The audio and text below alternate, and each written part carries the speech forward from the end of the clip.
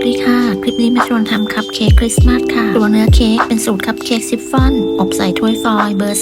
4001 บัตเตอร์ครีมแนะนำไม่ใช้เป็นสูตรทนร้อนวิธีทำเนื้อเค้กและบัตเตอร์ครีมจะแปะไว้ให้ใต้คลิปนะคะคลิปนี้ขออนุญาตไม่พูดบรรยายให้เพื่อนๆได้ชมคลิปพร้อมฟังเพลงเพลินๆไปเลยถ้าพร้อมแล้วไปดูการบีบครีมแต่งคัพเค้กธีมคริสต์มาสกันเลย